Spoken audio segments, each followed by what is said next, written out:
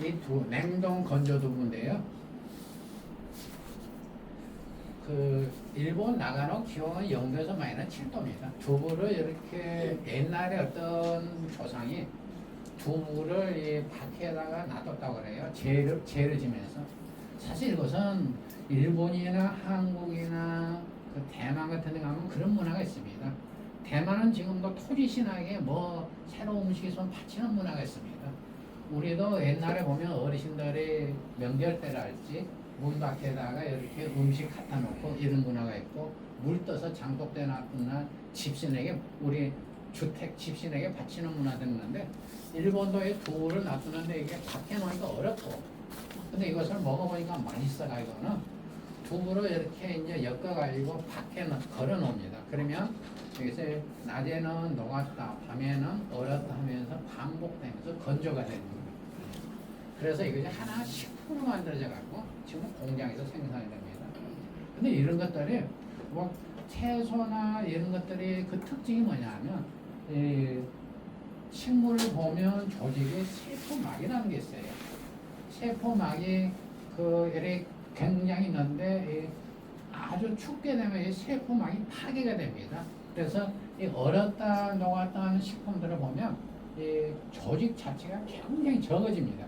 적어져서 아주 미세하게 돼가지고 부드럽게 돼가지고 식감 자체가 굉장히 틀려지는 것들입니다. 그래서 여기서는 이제 건조 두부를 말려가지고 이런 식으로 해서, 여기는 이제 가장 큰 요인이 겨울철의 추위. 추위가 이 냉동 건조 두부를 만들어낸 것들입니다. 그다음 냉동 건조 두부뿐만 아니라 냉동 건조 떡이 있습니다. 이거 시미모치라는 떡인데요. 이것은 이제 떡을 이 처마 밑에 이렇게 잘라가지고 걸어 놓습니다. 우리 이제 시골 가면 호박꼬지랄지 뭐 호박 잘라서 걸어 놓은 것처럼 이렇게 해 놓으면 이게 녹았다, 그 다음에 얼었다를 반복하면서 수분이 빠져나가는 게 계속, 그 다음에 마지막에 건조가 됩니다. 건조가 되는데 이게 이제 이 전통을 관광 상품을 하고 체험 상품을 하고 그러면서 이게 특별한 상품으로 브랜드를 만들어낸 것들입니다. 이것을 이제 아예 우리 같으면 그 마을의 그 소비 뭐 협동조합이랄지 그런 행태를 하고 지역의 마을 사업이랄지 이런 식으로 해가지고 여기 가면 이렇게 이제 아예 하고 있습니다. 그래서 방법은 겨울에 떡을 찌고 그 다음에 이것은 네모나게 썰고 처마한테 걸어둡니다. 이것은 공장에서도 하지만은 이것을 하는 이유는 관광 상품화하는 것들, 그 다음에 이것 자체를 시각적으로 보여주면서 이 지역을 아주 인상 깊게 만들어서 여기서 생산되는 것들을 오리지널 어떤 느낌을 주기 위한 것들입니다. 그 다음에 이렇게 된 것들은 굉장히 단단해가지고 장기 보관이 굉장히 가능한 것들입니다. 제가 나중 음식을 조사하다 보니까 옛날에 그 왕곡이랄지 쪽은 보니까 그 굴을 파가지고 예전에 그 생강굴에다가 그 정월에 떡을 하게 되면 여기다가 보관했던 집들이 있었더라고요. 이 떡을 정월에 떡을 해가지고 우리가 보리배기가 5월, 6월 아마 옛날에는 그때쯤 됐을 거예요. 옛날에 저기 여기 어렸을 때 현충이 되면 농번기 방학을 했었으니까 3, 4일. 그러니까 현충일 가면 농번기 방학에 가고 묵념했던 거 보니까 5월 말, 6월 초. 그러니까 2월이 설이잖아요. 이때 떡을 해가지고 왕국 같은 데는 그 저장을 했더라고요. 떡을 그 생강불에다가. 그러면 그게 시이지 않냐고 여쭤봤더니 옛날 어르신들이 신내가 많이 난다 그래요. 그 다음에 이제 어르신들 말씀에 의하면 그 떡에가 포르스름한 곰팡이가 스럽다 그래요. 그러니까 저는 그 포르스름한 그 용어 자체도 이제 어르신들한테 그러면 10% 싹싹 닦았다고 그래요. 닦아가지고 이것을 쪄서 먹으면 맛이 좀 교묘한 맛이 나오더라고요. 그래서 완전하게 일반적인 떡 맛도 아니고 신떡도 아니고 약간 중간 사이에서 약간 중독성이 있었다. 그러니까 그런 것들이 다 어떤 문화에 의해서 만들어진 것들인데 이 떡도 그런 것들입니다. 그래서 이 떡은 구워 먹거나 튀겨 먹거나 여러 가지를 하는데 최근에 인기 있는 건 뭐냐면 이것이 이제 분쇄를 해가지고 고령자 식품용으로 이제 나이 드신 분들이 식힘, 그리고 삼킴 이게 이제 굉장히 문제가 많이 되고 그래서 우리가 근데 이 삼킴의 좋은 음식을 만드는 것들 또 하나는 이게 이제 가볍게 이걸 해가지고 이것을 미숫가루처럼 빻아가지고 그 우리가 생수하고 이걸 가지고 와서 고령자들이 아니 등산객들이 산에 가서 먹는 식품 쪽으로 이용을 했다고 그럽니다. 그래서 실제적으로 이걸로 인기가 있고요. 또 인기가 있는 게 뭐냐면 이건 잘 아시죠? 네. 이게 이치고 다이호크라는 건데 1980년대에 나온 것들인데요. 조금 전에 말씀드린 바와 같이 이게 굉장히 이걸 얼렸다 말렸다 하니까 이게 떡인데서 이 아주 미세하게 분말이 만들어지는 것들입니다. 그래서 아주 부드러운 거죠. 부드럽기 때문에 식감이 좋은 것들이기 때문에 이걸 찹쌀 모치절을 만들어서 안에 이걸 넣어서 이거 특산품으로 해서 판매를 하고 있습니다. 순천에 아니 여수 갔더니 많이 하던데. 그러니까 오리지널은 이렇게 아주 예 아주 이게 부드러운 걸로 해서 이렇게 만드는 것들입니다. 원래는. 그래서 이것이 지금 이제 이것도 지역의 어떤 그 농민 조합이랄지 이래서 만들어서 이렇게 팔고 있는데 다 이제 고령자분들이 앉아서 쉽게 만들어서 이게 판매하고 택배로 판매를 하고 있는 것들입니다. 그다음 또 하나는 추노인데요. 이제 추노는 제가 이제 이 책을 쓰면서 여기다 제가 좀 소개를 했었거든요. 책을 소개를 그 페루 음식들을 좀 소개를 했었는데 그 여기 쿠스코 여기가 굉장히 높아가지고 우리가 우리 배만 가면 배를 재배가 1년 내내 생산이 되는데 그게 뭐냐면 그 인도네시아랄지 대만이랄지 이런 데 가면 음식이 굉장히 좁은 나라 대만은 좁은 나라인데 음식이 풍부한 건 뭐냐면 산이 높은 산이 굉장히 많습니다. 해발 3,000m 넘은 것들이 엄청 셀 수 없이 많습니다. 근데 해발이 어떤 게 높아지면 어때요? 제가 그 3,000m 된 데서 원주민들이 패션쇼를 한다고 해서 초청을 받아서 했는데 그 여름인데도 추워요. 그래서 긴팔을 입고 갔었는데 그래서 이제 그 산을 쭉 올라가다 보니까 대만은 열대인데 이만큼 올라가니까 뭘 재배냐면 사과를 재배하는 거예요. 이만큼 가니까 배를 재배하고 딸기도 재배하고 그래서 우리나라에 있는 게 열대인데 다 재배하는 거예요. 근데 이 사람들이 이제 낮은 데서는 배를 재배를 못해요. 배가 꽃이 안 피는 거예요.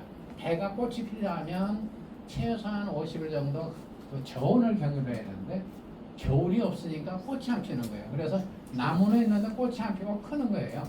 그래서 대만에서는 이것은 이제 어떻게 하냐면 한국하고 일본에서 봄에 전정을 한 것들, 잘라낸 것들을 수입을 합니다.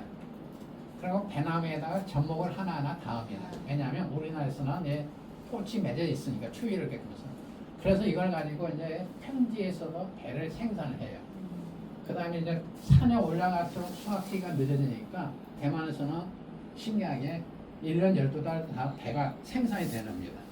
그 이도에 따라서 차츰 이렇게 되니까요. 근데 이 페루가 근데 그게 너무 높으면 식물이 생산을 못 합니다. 그래서 이 쿠스코 같은 경우는 지금 옥수수가 한 3,000m 정도 올라가면 우리가 이 페루가 우리가 먹는 채소 중에 상당히 대부분이 여기 원산지가 많습니다. 토마토랄지 가지랄지 뭐 배추류 이런 것들 옥수수 이쪽이 원산지가 거의 대부분인데 여기가 원산지가 굉장히 많은 특히 감자가 이쪽이 이제 완전히 원산지입니다. 근데 재래가 옥수수는 3,000m에서 3,300 그 이상은 못 잡는데 그 위에서 이제 그 때문에 식량의 생산이 굉장히 어려워요. 그래서 여기서 이제 한 게 뭐냐면 이 감자입니다. 감자도 상당히 저온에 생산이 많이 됩니다. 그래서 우리가 인류 역사를 보면 이 감자가 인류 역사를 굉장히 많이 바꿉니다. 왜냐하면 아시아에서는 따뜻한 지역에서는 고구마 때문에 먹고 사는 사람이 많습니다. 안 굶어 죽고. 아마 나이 드신 분들은 옛날에 겨울 되면 고구마 가정에 이렇게 저장해 놓고 막 많이 먹었던 경험들이 있을 거고, 유럽은 감자가 그렇게 썼습니다. 감자는 추운 지역에서 먹여 살려가지고, 감자가 이제 역병 때문에 죽다 보니까 아일랜드 같은 경우는 많이 굶어 죽으니까 미국을 가가지고 이민을 가고 뭐 그런 역사들. 감자하고 고구마는 인류 역사에서 그 굶어 죽은 것들 굉장히 강조한 두 가지 식물인데요. 여기서는 이 감자 때문에 그 3,457m 여기서 살 수 있는 게, 감자를 수확해 놓고 겨울에는 이제 먹을 게 없으니까 감자를 밖에다 놔두면 얼어요. 그러면 낮에는 녹아요. 그러면 발로 한번 밟습니다. 다음날 또 한 4번, 5번, 6번 밟으면 이 수분이 쫙 빠져나가면서 전분만 남게 되는 거예요. 그러면 이것을 이제 저장해 놨다가 다양한 요리를 해 먹는데 10년 이상 보관이 가능하다고 그래요. 그래서 이 고지대에서 도시를 만들고 살았던 것들이 이 감자인데 그 밤에 춥고 낮에 따뜻하고 이 기후를 활용하고 그 기후가 만들어낸 것이 이 추노라는 겁니다. 그래서 우리가 이제 지리산 곶감이랄지 완주 곶감이 맛있다 이런 것들도 이 지역이 밤에 춥고 낮에 따뜻한 지역들은 이게 뭐냐면 근본적으로 추우면 당이 많이 형성이 되는 것들입니다. 음식, 그 다음에 이제 우리가 사과나 이런 것들도 안토시아닌 색소나 이것이 온도가 굉장히 밀접한 관련이 있습니다. 보통 이제 가공식품도 그렇지만 우리가 식품 자체도 살아있는 생물체 같은 것도 낮에 산소 동화작용을 하고 밤에 이것이 저장이 되고 축적이 되고 이 당을 높이고 이런 작용들이 있는데, 이런 기후하고 전부 관련이 있는 것들입니다. 그 다음에 이제 기후하고 관련이 되는 것들은 참 많죠. 우리나라가 김치, 아마 우리나라 대만 같은 따뜻한 나라는 김치라는 게 별로 없습니다. 왜냐하면 사시사철 그냥 신선한 거 먹으면 돼요. 근데 우리나라 같은 경우는 겨울에 먹을 게 없잖아요. 추우니까 생산이 될 게 없으니까. 그래서 가을에 바로 김치를 만들어서 겨울에 먹는 것들, 사계절 때문에 이런 것들. 그 다음에 이제 해산물 이런 것들. 해산물이 있어서 이걸 갖고 젓갈을 만들어서 김치에 넣고 이런 문화들이 발전된 것들입니다. 그 다음에 이제 중앙아시아 이런 데를 보면 이제 초원이 많으니까 그 다음에 양이랄지 이런 걸 많아서 발전이 됐고 우유랄지요. 그 다음에 이제 이런 동남아시아는 따뜻한 지역들 이런 데서는 이제 향신료가 많이 사용되는 것들, 그 다음에 열대 식품이 많이 사용되는 것들. 지중해는 이제 우리나라가 참기름이 굉장히 많이 사용된다면 올리브가 굉장히 많이 사용되고요. 그 다음에 북유럽은 추우니까 이거는 이제 훈제 그 절임 훈제 이것도 그 보관식들, 그러니까 추위에 저장해 놓고 먹을 수 있는 것들, 그런 것들이 발전이 되어 있습니다. 그래서 이 식품이라는 것은 기후 환경 지리, 여기서도 지리는 이제 해산물 같은 경우는 바로 가까이 있는 것들 이런 것들하고 굉장히 관련이 많습니다.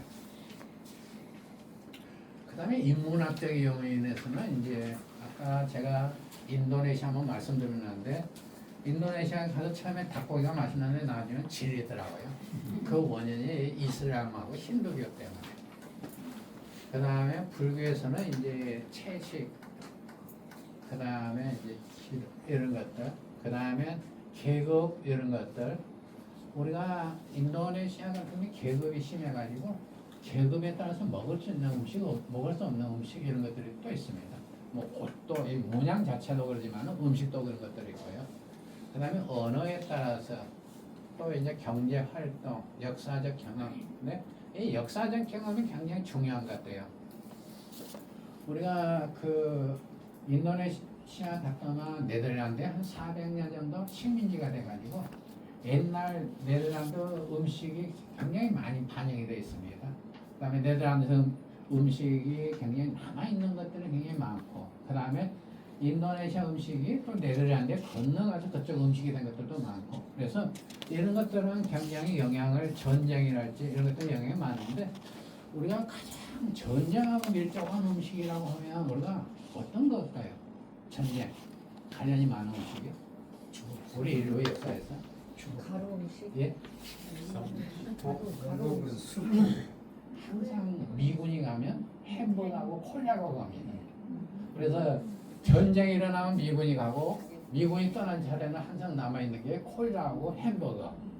그래서 이 문화가 굉장히 우리 이제 콜라 햄버거뿐만 아니라 옛날에 우리가 80년대 90년대 크리스마스 트리 만들고 막 크리스마스 그것도 다 6.25 뭐 이때 미군들하고 이런 문화들이 굉장히 많고 그런 것들인데 오늘날에 전 세계적으로 영향을 가장 많이 미친 것은 이 전쟁에서 이런 것들 콜라 근데 예전에는 전쟁에서 영향을 많이 미친 것은 옛날에는 이제 우리 중국 삼국지를 보면 가장 많이 본 게 무요리들입니다. 무요리.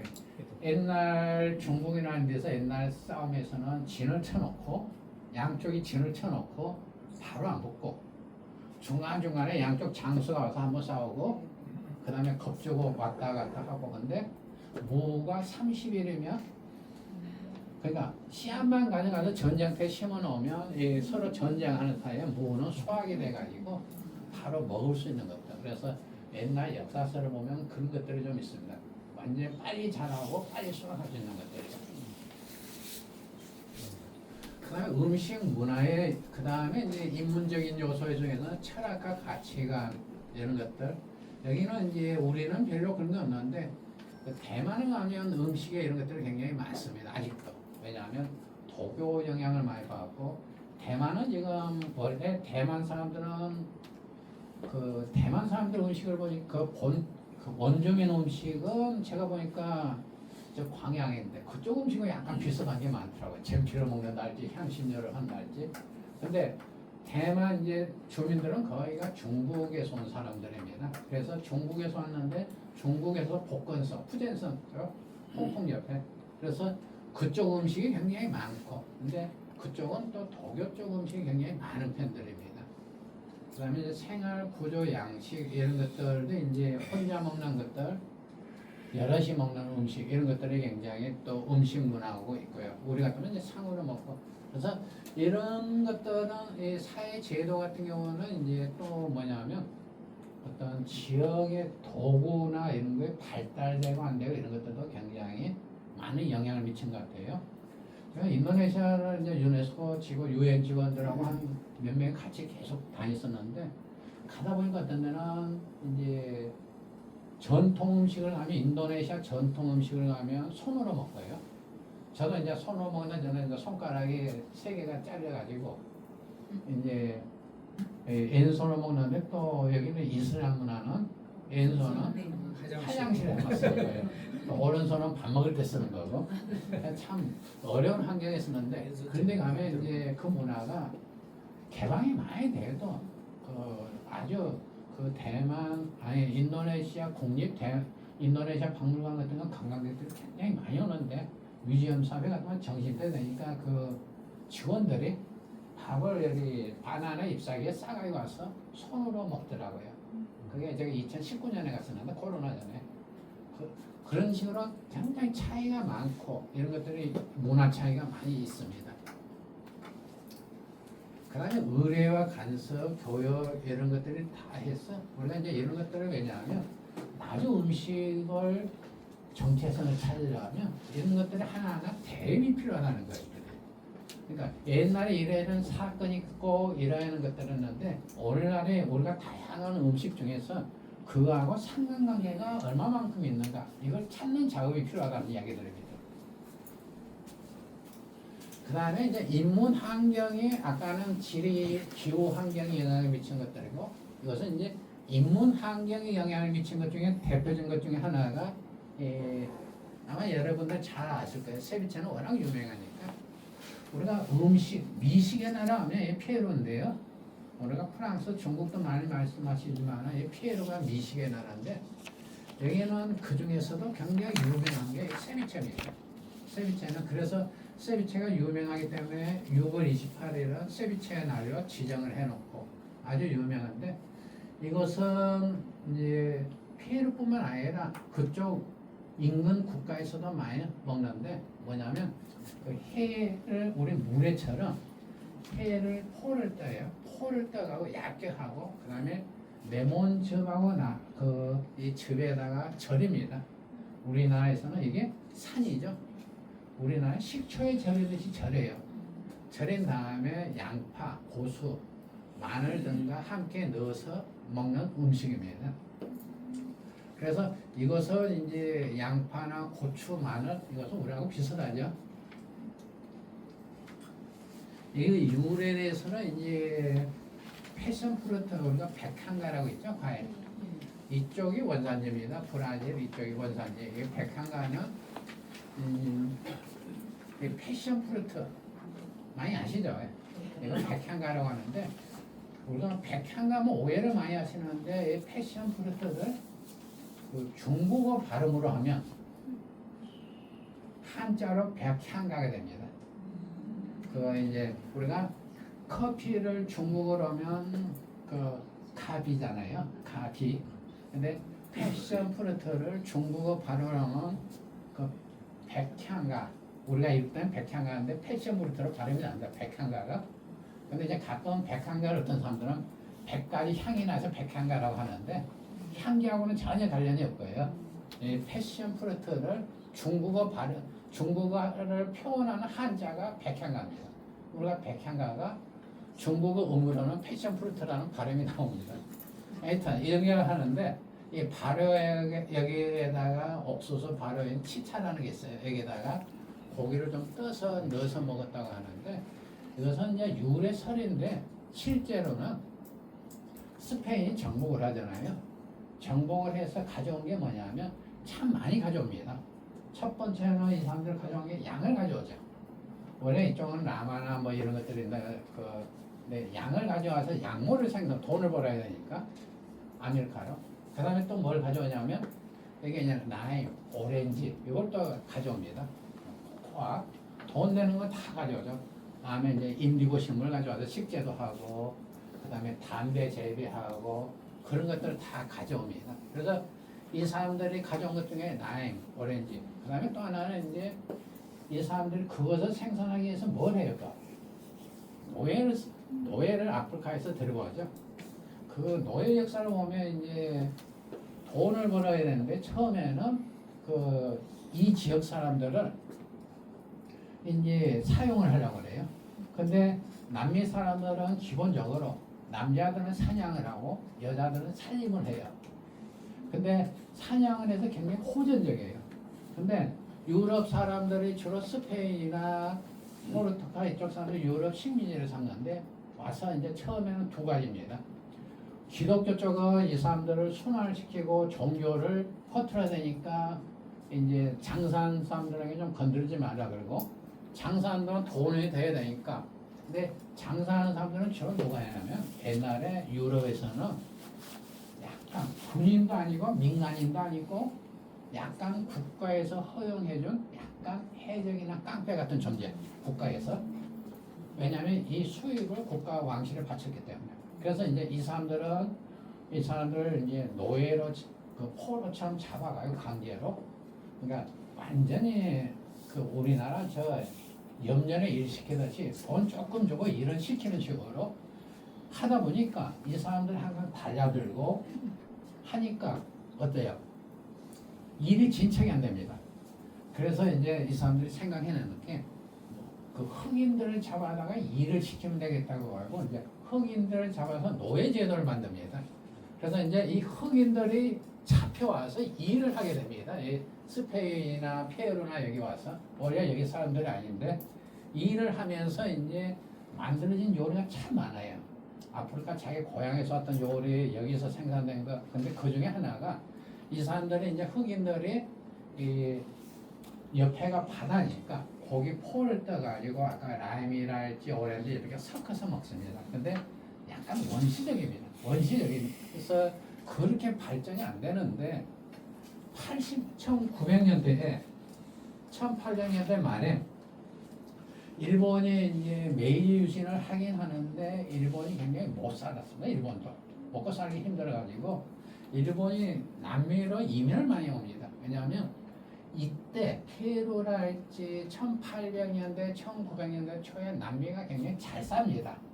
잘 살았던 것들이 뭐냐면 남미가 제일 잘 살았던 게 이 지역이 뭐냐면 다 뭐냐면 그 바다를 끼고 있는데 얘가 뭐냐면 그 새들이 많아요. 새들이 많아요. 새들이 뭐냐면 새들이 뭘 많이 써요? 똥을 많이 쌉니다. 고기를 잡아먹고 이 똥이 어마어마해요. 이 시대 때 가장 필요했던 게 뭐냐면 그 인구가 늘어나면서 비료가 필요해요. 비료가 필요한데 여기서 비료 수출을 해가지고 남미 쪽 지역들이 다 잘 삽니다. 이 시기 때. 그래서 이 시기 때 잘 살기 때문에 일본서 이민을 갑니다. 이민을 가가지고 이제 일본 1800 사탕수수랄지 1899년에 일본에서 페루를 가가지고 이 이민 세대가 나서 나중에 후지모리 그 페루 대통령까지 만들어지죠. 그 일본 사람들 지금도 그 의원들 하는 사람도 많고 권력층에가 많이 있습니다. 일본계들이 이제 남미는 그 뒤에 나중에 이제 독일에서 그걸 만들죠. 공기 중에 질소를 가지고 고압을 가지고 질소 요소 비료를 만들어 버립니다. 화학 비료를 만드니까 그냥 남미가 잘 살다가 그 우리가 새똥을 팔 곳이 없어져요. 비료를 다 샀어 버리니까. 그래서 이제 남미가 우리가 이제 뭐 정치 이런 것도 있지만은 이 근본적인 것은 옛날에 비료 생산 수출국에서 엄청나게 이걸 돈을 많이 벌었던 나라들입니다. 근데 화학 비료가 만들어지면서 국가 남미들 경제가 다 죽어버립니다. 브라질이랄지 뭐 그런 사연이 있는데 하여튼 이때는 잘 살았기 때문에 일본 사람들 갔는데 일본은 해문화가 있잖아요. 보니까 원시적이에요.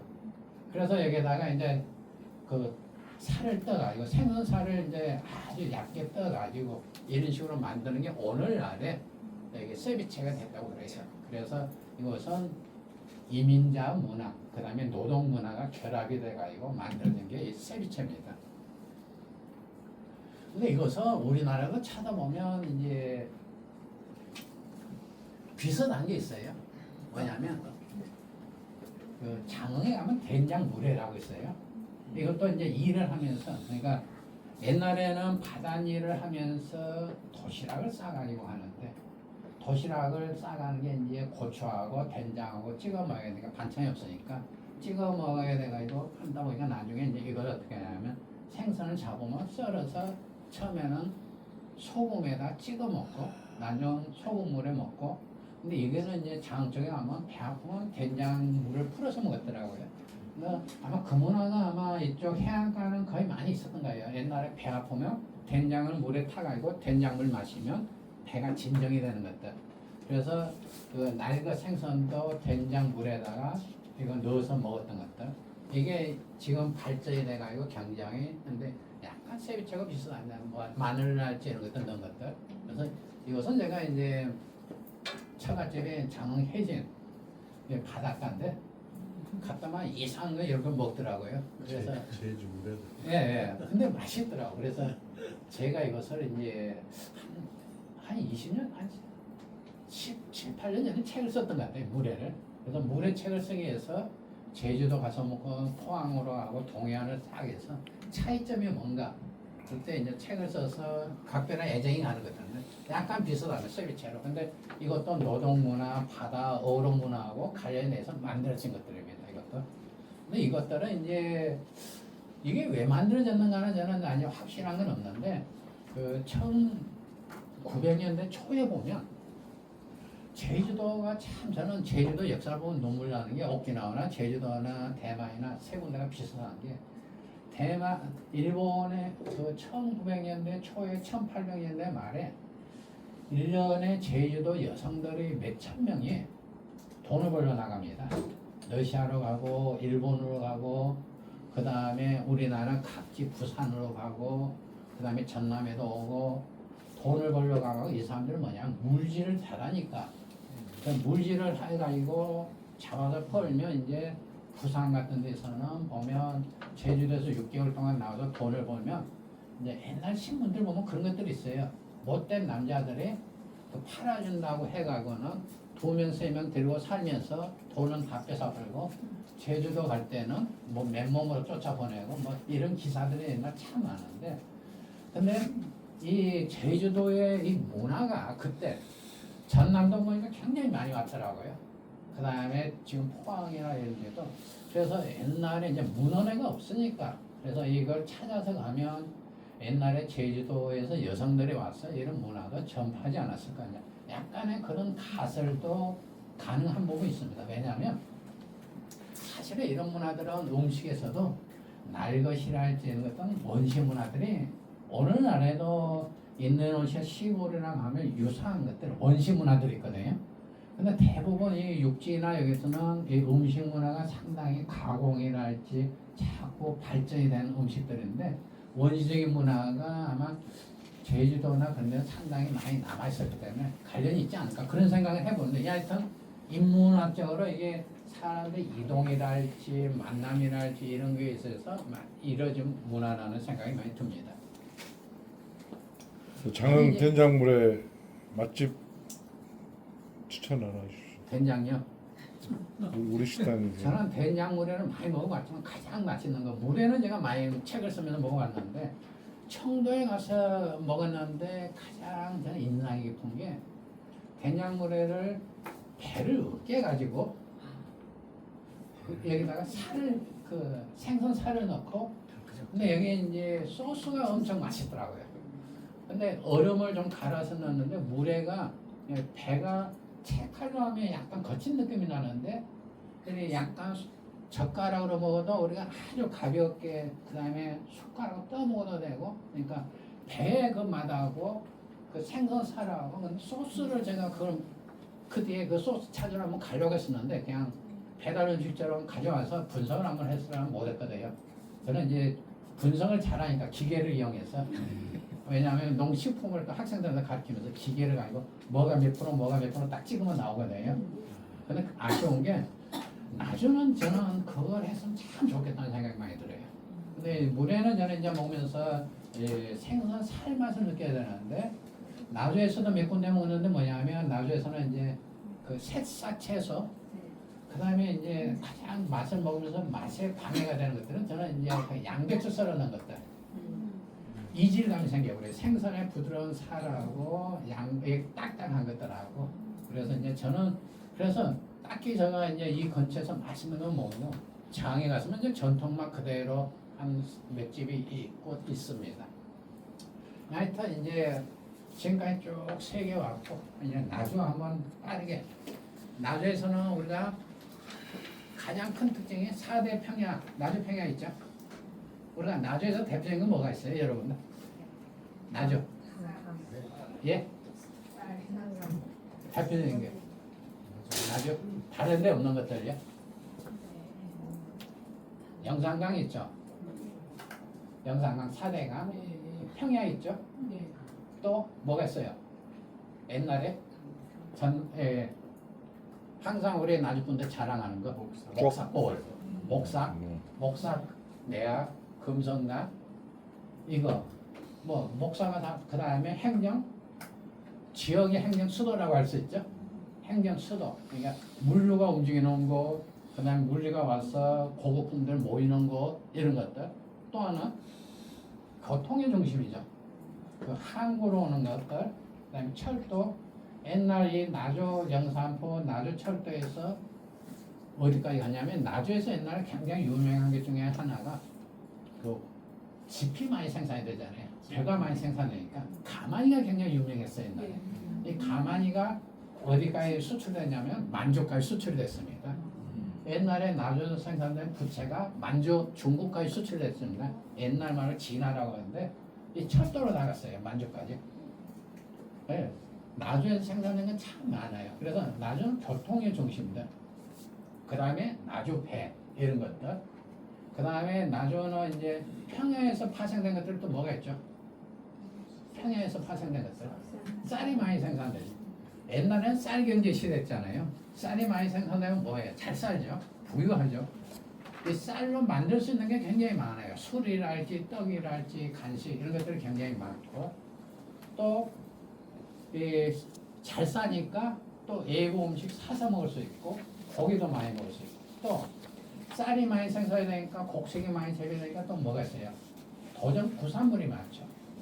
그래서 옛날에 나주 보면 나주 여기 나주 읍성회가 그 가축을 키우고 도살하고 그래서 고기를 생산된 것들이 많은 것도 부산물이 많으니까. 왜냐하면 이 부산물로 술을 만들고 술을 만들다 보면 또 부산물 생산되니까 이걸로 사료로 쓰고 이리 순환이 되면서 그러니까 육고기 그러니까 가축을 많이 생산하니까 가축을 많이 먹을 수 있고 육고기를 그다음에 그러니까 많이 생산되면 요리가 다양하고 그러니까 평야가 그냥 평야에서 파상된 것들이 엄청 많습니다.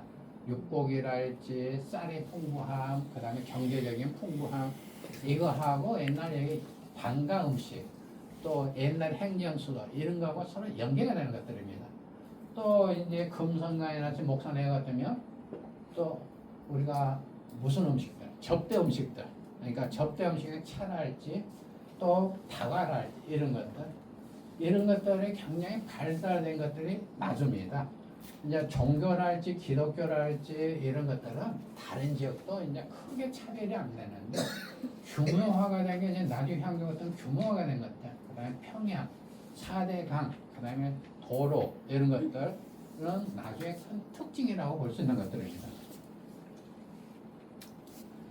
그래서 이 나주 곰탕 뭐 이런 것들은 이거하고 관련이 있고요. 그 다음에 이 공동체 음식들, 노동문화 이런 것들은 이제 노동문화는 우리가 옛날에 우리가 그 단어 풍속을 보면 나주 단어 풍속을 보면 그 다른 지역에 비해서 좀 단조로워요. 나주 단어는 왜냐하면 나주는 단어 때가 일을 가장 많이 할 때입니다. 옛날에. 그래서 단어를 즐기고 가고 일을 해놓고 즐기는 점. 그래서 단어 자체가 좀 단조롭고 이런 특징들이 있는데 이 그만큼 노동력이 많이 필요한 게 뭐냐면 노동력을 대비를 해서 뭘 하냐면 음식을 준비를 합니다. 그러니까 바로 음식을 준비를 해놔야지 일할 때 음식을 따로 준비를 안 하고 바로 된 걸 그냥 쓸 수가 있어요.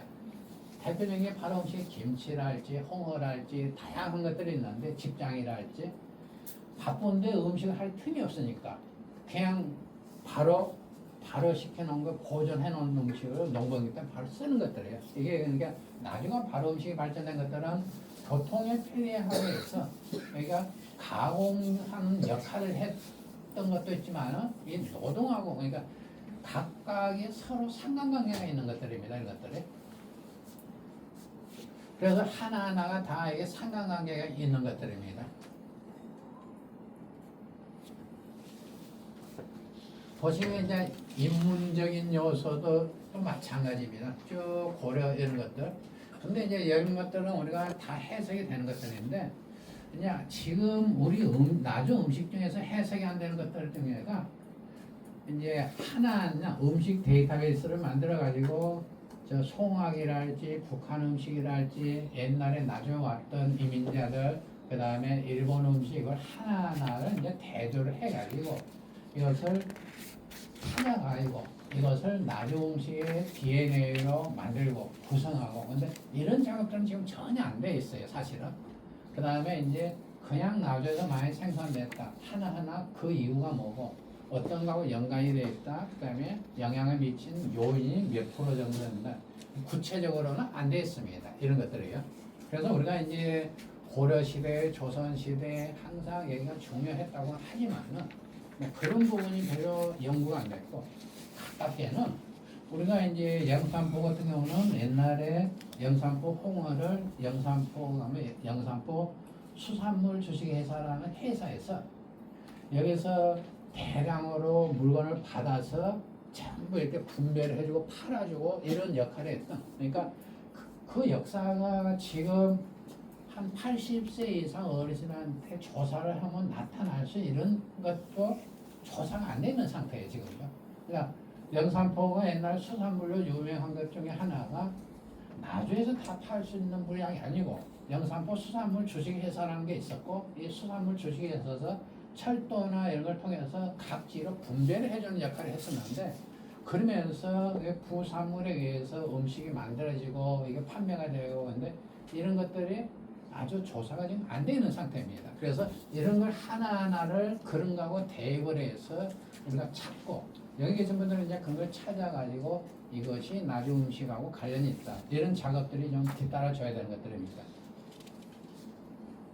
그래서 제가 이제 사실은 저 작년에 천연염색 박물관을 근무하던 작년에 이제 퇴직을 하면서 뭐 옛날에는 재미삼아 이런 걸 조사를 했었는데 이제 안 해야겠다 하면서 제가 손을 놨었어요. 근데 이 강의를 또 하자고 해가지고는 제가 이제 다시 그 영상과 음식 지금 책을 거의 다 써놨었습니다. 원래는 이제 정년했으니까 돈 안 되는 거 안 되고 이제 뭐 다른 걸 해야겠다 했는데 그래서 다시 책을 쓰면서 인터뷰를 계속 했었어요. 이제 하다 보니까 이제 이것들이 많이 나타나더라고요. 최근에. 왜냐하면 제가 봄에 책을 낸 것은 이제 호남선 음식이 적작 나주 음식 했는데 좀 영산강 음식을 책으로 하나 써야겠다 했었는데 그냥 이걸 써서 뭐하고 안 썼는데 이제 이 강의 때문에 영산강 음식 책을 지금 쓰고 있는데 거의 다 썼었는데 영산강 음식을 책을 쓰다 보니까 이거하고 관련이 너무 많은 거예요. 뭐 자라 요리랄지 옛날 요리법이랄지 하는 것들이 이제 일본인들 튀기는 거랄지 일본인들의 음식 잔재가 굉장히 많이 남아있더라고요.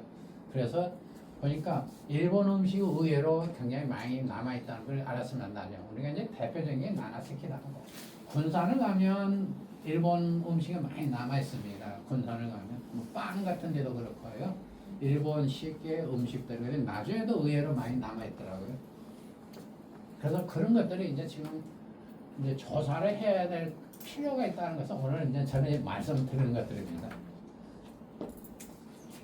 그래서 이런 거 하나하나가 이제 옛날에 이랬구나가 아니고 이걸 보면 하나하나가 음식 측면에서 접근하면 새롭게 보이는 것들이 많습니다. 나주 음식들이. 이건 제가 이제 일본에서 일본 엽서를 일본 사이트 들어가서 찾은 것들입니다. 예, 나주 여기고요. 옛날에 여기 배에서 내는 것들. 여기는 옛날에 나주 시내.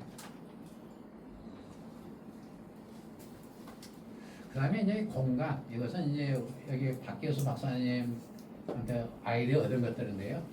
우리가 사실은 향교랄지 금성강이랄지 이 목산회랄지 그냥 문화재고 그냥 옛날 건물이지 음식 측면에서 접근을 안 하는 것 같아요. 근데 금성강하고 음식하고 이렇게 상관관계 한번 여러분들 생각을 해보십시오.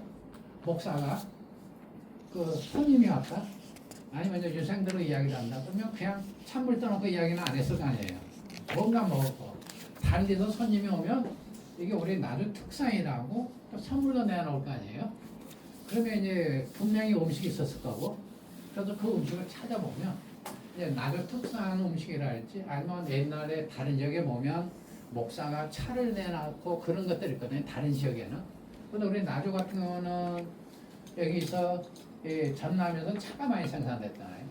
전남뿐만 아니라 여기 뒤에 목사 뒤에 금성산에 차가 많이 생산됐으면 다른 지역의 목사 일지를 보면 목사가 차를 대접했다고 하는데 나주는 그 일지가 없어서 차를 대접했으면 나주는 저 뒤에 있는 산에 가서 그 산을 가지고 그것을 가공해서 차를 대접했을 거란 말이에요. 그런데 우리는 그에 대한 이야기는 않고 항상 불에서 이야기만 하잖아요. 이 차를 맞았을 공간은 많이 있어요 지금. 아니면 다가를 했을 공간도 많이 있었고 아니면 떡을 해서 제공을 했을 것도 아니면 술을 만들어서 마셨을 공간이 있는데 그래서 이 기회를 통해서 이 공간하고 음식하고 좀 연구가 됐으면 싶다. 이제 그런 생각들입니다. 이거 그 다음에 여기서 행사를 많이 하고 또 이것뿐만 아니라 이제 여기는 안 나왔지만은 나주가 금성 산신제랄지 다양한 산신제를 지내고 또 금성산에서 행사하고 보면 행사를 하면 항상 음식이 따르잖아요.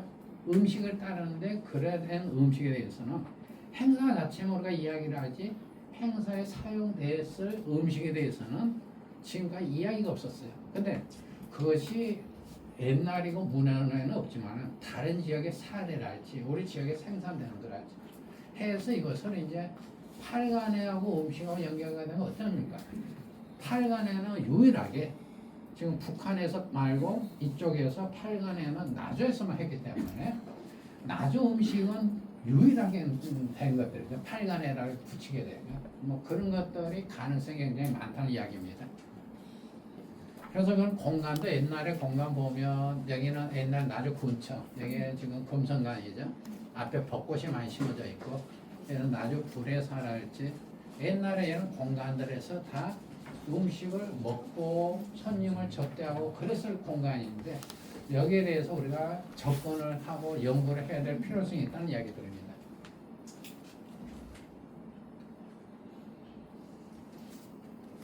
그래서 이제 지금 이 체크리스트를 제가 이걸 좀 줄였는데 이 체크리스트를 그냥 지리 환경, 인문 환경, 공간 측면을 쫙 만들었어요. 나중에 교재에 나갈 겁니다.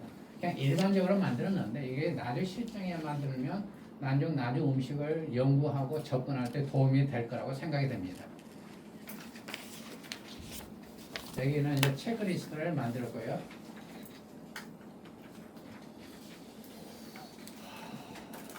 그래서 이제 지금까지 이야기가 우리 나주 측면에서 보면 이제 다음 시간에 본격적으로 이제 나주 음식의 특징이 뭔가, 전라도 음식의 특징은 뭔가인데 오늘은 이것 정도만 알아두시면 될 것 같아요. 지금까지 이제 한 것들 결론이 뭐냐면 아까 말씀드린 평야 때문에 풍부한 쌀 생산, 곡식, 그다음에 축산 발달, 그다음에 고기 문화가 굉장히 발달됐다는 거. 그다음에 물을 통한 홍어, 해산물 젓갈 여기가 이제 저 생산지 바다하고 여기는 1차적으로 분배 지역들 나주는 교통 때문에 여기 와서 가공에 대해서 그대로 나간 것이 있고 그냥 원물 상태로 내보내는 게 있고 그런 지역이라는 거, 교차점이라는 거. 그래서 소금, 젓갈 이런 거 다 교차점. 그다음에 이제 여기 나주는 산이 높은 산이 가장 높은 게 금성산이에요. 그래서 땔감 자체가 없고 그냥 부산물 한 것들. 그래서 우리가 이제 지피랄지 아까 왕개를 이용한 것들. 그래서 우리가 이제 나중에 고기는 많은데 그냥 그 구워 먹고 그런 게 아니라 생으로 잘라서 먹다 이런 문화가 굉장히 발달된 것들. 그런 것들은 이제 높은 산 부지하고도 관련이 있다는 거. 그 다음에 이제 특산물 배나 생강 이런 것들. 그래서 배가 많이 들어가는 것들. 나주 배 같은 경우는 나주 음식에 가능한 것들, 나주 음식으로 규정이 가능한 것들. 그 다음에 이제 강가 음식, 그 다음에 단가 음식, 그 다음에 아까 다양한 행사, 나주에서는 목으로도 행사했던 것들. 그 다음에 일본 강점기 음식이 나주 음식에는 다른 지역보다 많이 남아있는 거, 영산포를 중심으로. 그 다음에 금성과 목산에 대해서 차와 접대 음식, 고급 음식 이런 것들. 그래서 이런 것들이 이제 나주 음식에 영향을 미쳤고 결과적으로는 이걸 나중에 기준을 하면 크게 평야 음식, 영산강 음식, 가나 음식, 일제 강정 음식 여기서 이제 쭉 다시 갈라지게끔 해놓으면 크게 네 가지. 그러니까 우리가 평야 음식에는 이제 다음 주에 집중적으로 할 게 나주 평야 음식입니다. 이제 호남선 음식에서 젓갈을 할지 이런 것들을 다룰 것인데 평야 음식, 그다음에 광해 음식, 가나 음식. 그래서 저 개인적으로는 이제 여기 100이라고 놓고 보면 나주 음식을 구분을 해보면 거의 한 75에서 80%는 평야 음식죠. 그 다음에 영산강 음식은 의외로 비중이 굉장히 낮더라고요. 그 다음에 가나 음식이나 이것은 이제 반가 음식이라고 하는데 이제 이것은 문종 음식 것들 이런 것들이 있고 그 다음에 이제 일제 강점 음식은 이제 나나스키랄지 그 다음에 나주에서 지금 가장 전국적으로 유명한 게 나주에서 유명한 게 이제 단무지랄지 이런 것들 그 다음에 낙교 그 다음에 이제 없어진 것들도 있지만은 그런 것들이 나주의 어떤 음식을 구성하고 있는 큰 틀이라고 봅니다. 그래서 이제 앞으로는 큰 틀 여기에서부터 쭉 평야 음식은 어떻게 다시 갈라지고 젓갈을 할지 이런 것들 쭉 세분화해서 이제 접근한 것들입니다. 근데 오늘 저는 이제 이렇게 큰 틀에서 말씀드렸지만은 제가 여러분들한테 알려주는 건 아니고 여기에 계신 각자분들이 이제 기존의 나주 음식이 아니라 여러분들 시각에서 나주 음식을 좀 접근을 하고 그래서 여러분들이 나주 음식을 그 그 DNA를 찾아내 가지고 활용했으면 좋겠다 그런 측면에서 오늘은 제안을 하는 것들입니다. 오늘은 여기까지 하고요. 혹시 질문 있으시면 질문해 주십시오.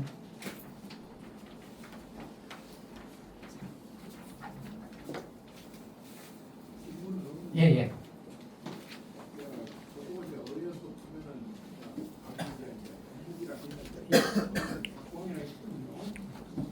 그 나도 사실이 오래밭에서 아까 무가 엄청 세력했어요. 어떤 거예요? 배구시, 아빠무시. 네. 오래밭에 옛날 예 그래가지고 나도 단무지 공장이 굉장히 크게 되었어요. 예예. 그러니까 워낙에 이제 내가 스토를 친구들이 조금만 엄청나게 예예. 그것을 우리는 먹고 살았어요. 예예. 근데 지금은 웬만하게 상변에 세계를 못 이겼구만. 과거에 나 어려서 해봤는데 보면은 단무지 무, 일반 무 틀려요. 예. 그게 일본 공정이에요. 예.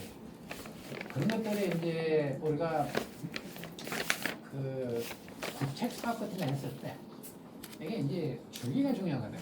왜 낮에서 그 우리가 그 요즘 말하는 피클을 할지 인스턴트 식품 아니면 뭐 우리가 그 족과자지 다양한 것들 있잖아요. 그 K 식품을 만들어 가지고 해외나 수출을 해야 된다. 그러면 이게 이제 단무지도 우리가 대표적인 게 우리가 우리 그 음식이 옛날에 카페 경양식 가면 대표적인 건 뭐가 있어? 돈가스가 있죠. 돈가스가 원래 프랑스 요리입니다. 프랑스 요리인데 일본 수학을 일본식으로 만듭니다. 일본에서 돼지고기 가지고. 근데 한국으로 와서 한국식으로 다시 바뀝니다. 이게. 그리고 해외에서 다시 K 그 돈가스라고 해서 외국에 다시 수출되고 있습니다. 이런 것들이. 그래서 단무지 이런 것들도 이제 우리가 국책과제 K식품 하면 나주에서 수출용 K식품 만들려면 단무지 이제 그런 스토리를 만들어가지고 그것을 나주에서 들어가서 만들어졌고 이것을 세계에 들어가면 이것을 규격화되고 어떻게 썰고 나주에 배즙을 넣어가지고 배즙은 우리가 이거 보면 뭐가 있냐면 단백질 분해 효소가 있습니다. 그래서 이것을 활용해서 부드러운 맛을 생산한다 그런 식으로 그러니까 단순히 옛날 것이 있었는데 없어졌다가 아니고 그 스토리를 우리가 이제 여기 계신 분들은 다양하니까 식당에서 오고 내가 스토리는 신문하고 아니면 내가 정책적으로 이것도 사업을 따오면 사업을 따오고 아니면 이제 다양한 요즘은 국가 지원 사업들을 따올 때 그것을 녹여내 가지고 활용하는 것들이 이제 굉장히 필요한 것들입니다. 그래서 우리가 나주 음식을 알고 나주 정체성에 삽다는 것은 각자 자기 분야에서 이것을 활용을 하자는 측면에서 말씀드린 것들입니다. 그래서 단무지는 제가 보기에는 비록 일본에서 온 거지만 오늘 한국식으로 만들고 한 것들 굉장히 좋다고 봅니다. 우리가 대표적인 게 한라봉이라는 게 있어요. 한라봉이 일본에서 만들어진 품종입니다. 근데 한라봉은 일본에서 이게 실패작입니다. 일본에서 맛이 부드러워야 돼요. 멜론처럼. 일본 애들은 그 우리가 참이 잘 안 먹습니다. 일본 멜론 먹습니다. 부드럽고 향이 있는 것들. 참외는 우리 한국 사람들 성격 급하게 콱콱 깨물어 먹고 좀 한데 한라봉도 약간 자극적이어서 일본 애들이 시급해가고 던져냈던 것 같은데 우리나라에서 가져와가지고 한라봉이 굉장히 인기를 얻은 겁니다. 근데 일본 사람들 한라봉 잘 안 먹어요.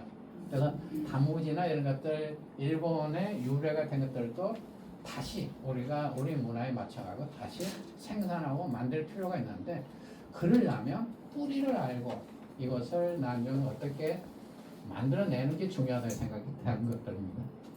그 제일 성공을 한 단무지를 성공한 원인이 있습니다.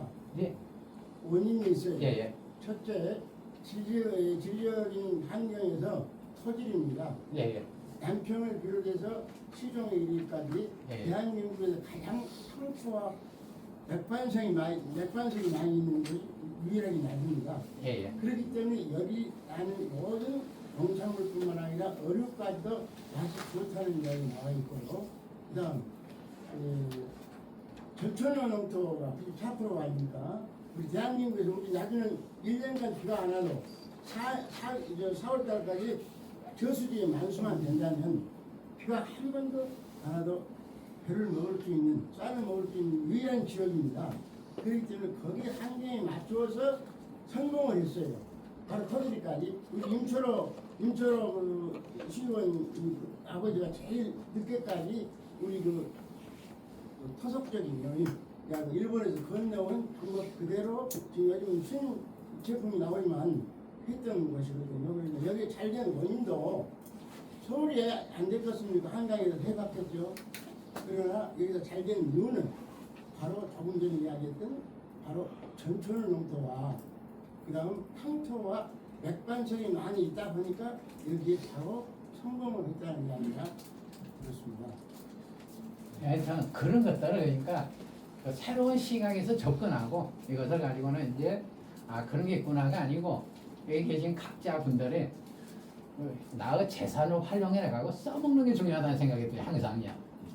자, 오늘 교수님 네. 강의 잘 들었고 지금 이제 12강의는 오늘 첫 강의였잖아요. 네. 그런데 이제 맨 마지막에는 체험이 있을 거고 네.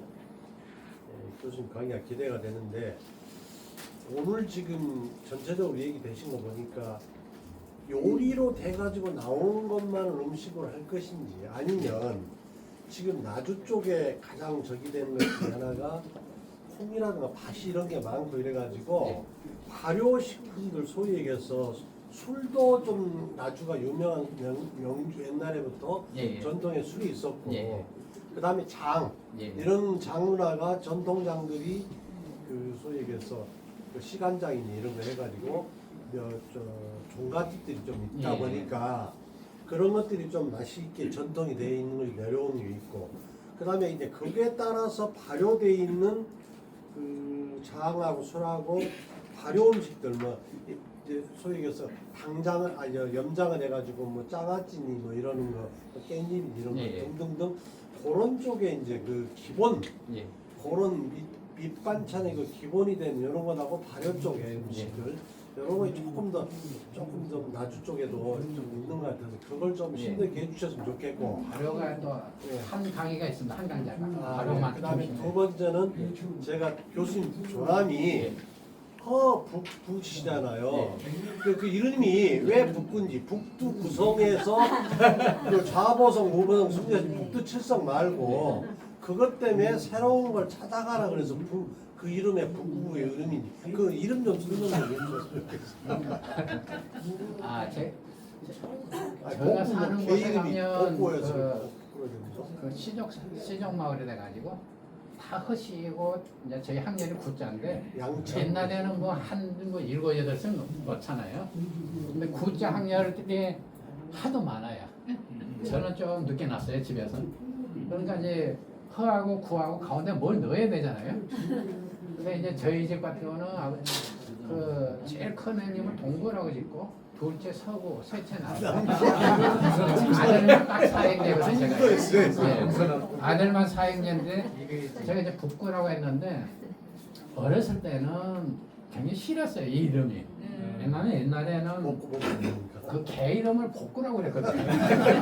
옛날에 그 복구 먹고 그 개 이름이라고 해가지고 친구들 하도 놀리고 그래가지고 개 이름이 돼서 굉장히 싫었는데 나중에는 이제 이 이름이 좋은 게 제가 26살부터 원고를 많이 썼었는데 원고를 쓰면 이름이 나는 기억을 잘해요. 그 다음에 요즘은 이제 인터넷 시대가 됐잖아요. 검색을 하게 보면 다른 사람들 보면 뭐 이현장 그러면 한 10명 쭉 나와요. 그래 어지간히 내가 뭘 해도 안 나타나. 근데 지금은 대한민국 제가 검색하면 한 명밖에 없어요. 복구는 몇 명 있습니다. 그래서 이제 요즘은 아버지에게 많이 감사하고 있습니다. 음식 문화에서 예. 사키노가 나주 지역에서 이렇게 일반화되었잖아요. 근데 그게 이제 우리가 흑산도에서 그걸 이렇게 저희가 하면 이렇게 잡아가지고 오면서 배를 타고 오면서 지체되는 기간이 있어서 자연 수경이 된다 이런 얘기를 이제 일설에 불과한 말 아니면 일반적인 뇌에 사키노가 뭐 다음에 그 강의가 잡혔는데 오늘 살짝 말씀은 그럴 수는 있는데 이게 이제 항상 이게 문헌을 비교해 보는 게 이제 저는 이제 어떤 게 이렇다 저렇다가 아니고, 그러니까 가령 이제 우리 여러분 제비꽃 알죠? 제비꽃은 오랑캐꽃이라고 그래요. 네. 옛날에는 예. 오랑캐꽃이라고 하는데 이제 그 유래가 옛날에 오랑캐가 넘어올 때 꽃이 피어서 오랑캐꽃이라고 그랬다. 그래서 제가 옛날 역사책을 다 뒤졌어요. 우리 꽃 이름의 유래책을 쓰면서 오랑캐가 언제 넘어왔냐면 대동강 물이 넘어야지 10대 넘어오더라고요. 대동강 물이 넘어올 때는 그 제비꽃이 필 때가 아니에요. 4월, 5월에 피는데. 네. 근데 이제 왜 그런가 해서 자꾸 이제 찾다 보니까 옛날에 이영학이라는 시인이 있었는데 그 제비꽃을 보면 이 뒤에 이 줄기 꽃대가 있고 꽃이 이렇게 됐어요.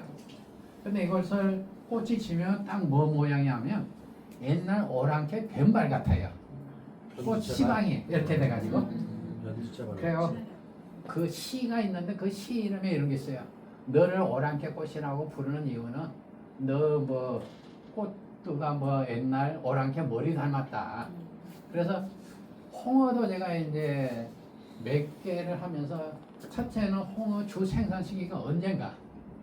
그 다음에 홍어 발효에까지 소요되는 기간이 얼마나 걸린가. 그러니까 겨울철 11월부터 4월까지를 기준으로 했을 때는 45일에서 50 며칠이 걸리더라고요.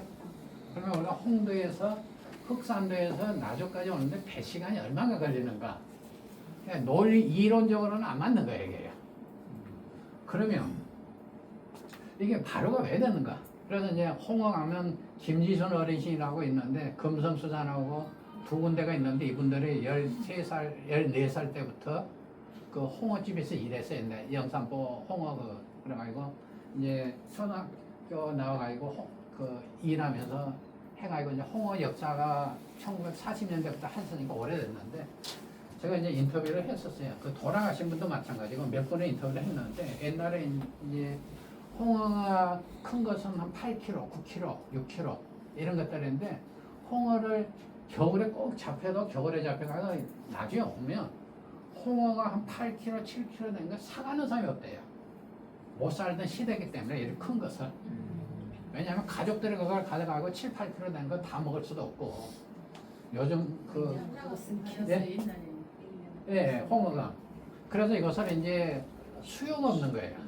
수요가 없으니까 어떻게 하냐면 이제 이 쌓고 소금을 뿌리고 한 겹 소금 뿌리고 한 겹 싸고 소금 뿌리고 한 겹 하면 언제가 되냐면 아까 말씀드린 이제 그 나주는 노동문화잖아요. 이제 보리벨 때, 그러니까 보리벨면 타작하면 모내게 하고 못 찌고 뭐 하잖아요. 이때는 이제 옛날 소금만 말고르마로 막 이제 공산양 저기 남평양 그때는 막 싣고 가는 거예요. 그러면 1월, 2월, 3월에 잡힌 것들이 언제 나면 5월, 6월, 7월에 이제 나가는 거예요. 그러면 이게 발효가 안 될 수가 없는 거예요. 이 시기는. 그래서 이제 수유하고 결국에 이게 아주 어떤 아까 얘기는 평야문화와 관련이 있지 않을까. 그러니까 평야 음식에 포함시키는 게 좋지 않을까 싶어요. 왜냐하면 아까 말씀드린 것 같이 그때는 일을 많이 해야 되는데 홍어가 좋은 게 뭐냐면 일단 그렇게 발효가 되면 음식을 준비를 안 해도 돼요. 안 상하니까. 또 하나는 이것은 홍어가 좋은 게 뭐냐 일할 때 피곤하니까 옛날에 사탕도 주고 막걸리도 주고 약간 일할 때는 막 술 기운에 일도 하겠어? 그럼 안주를 줘야 되는데 홍어는 썰어서 안주를 할 수가 있고 옛날에 나주에 미나리가 생산이 많이 됐는데 미나리고 주물러서 묻혀서 반찬도 되고 술안주도 되고 다용도로 쓰는 거예요. 홍어가요. 그래서 일을 할 때, 그 다음에 홍어가 8kg, 20kg 돼도 옛날에 큰 논에서는 20명, 30명 일할 때 홍어 한 마리로 부정한 거예요. 이것은 또 서너 마리가 아니면 또 홍어가 이거 다 할 수 있고. 근데 사실 이런 부분들이 도망이 안 되는 거예요. 그래서 나주에서 홍어를 제가 이제 그 국제 유네스코에 등재가 되려면 가장 우선 지방무형문화재나 국가무형문화재가 돼야 되는 거예요. 그래서 이것을 제가 칼럼을 몇 번 썼었어요. 그리고 칼럼을 몇 번 쓰면서 그것이 이제 누군가 이것을 무형문화재를 하면 좋겠다고 신청이 돼가지고 하면 가점이 5점 있어요. 그리고 재작년인가 그 가점이 5점 있어서 해마다 4억 원인가 아닌가 그걸 받아요. 우리가 이것을 무형문화재로 하면 좋겠다 하면 연구를 하겠다 하면 국가에서 4억인가 줘요. 그래서 나주에서 이걸 한번 했으면 좋겠다. 왜냐하면 무형문화재를 하고 이것을 국제 유네스코까지 등재하면 좋겠다 했는데 아마 했는가 안 했는가 모르겠어요. 그런데 저는 이제 칼럼만 쓰고 말았는데 이제 시에서는 추진을 어디 하고 하냐면 뭐 신안하고 어쩌고 국가 같이 한다. 근데 이것은 저는 약하다. 왜냐하면 무형문화재 유산이랄지 서로 작업을 제가 하고 그런 걸 했기 때문에. 근데 우리가 나주의 독특한 문화, 이 평야하고 결부를 시키고 평야 노동문화하고 결부를 시키고 그 노동을 위해서 이걸 항아리에다 놓고 저장하고 이것을 그 어떤 이야기를 만들면 차별성이 되고 이것이 무형문화재나 유네스코에는 등재하기가 굉장히 좋겠다는 생각이 들거든요. 그래서 이것은 이제 실제로는 문헌에는 그런 게 있긴 있습니다.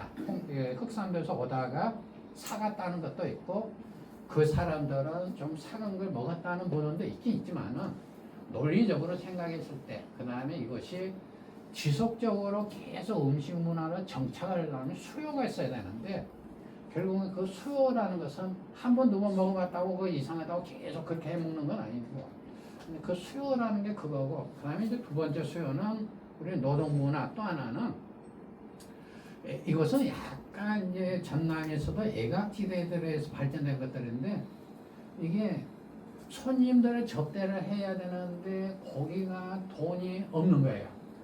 근데 가장 적당한 게 양으로 봤을 때 홍어라는 거예요. 그래서 이제 이 홍어를 행사 음식으로 정착된 것 중에 하나가 이 양이라는 주장도 굉장히 많고 옛날 어르신들이 그런 말씀도 많이 씁니다.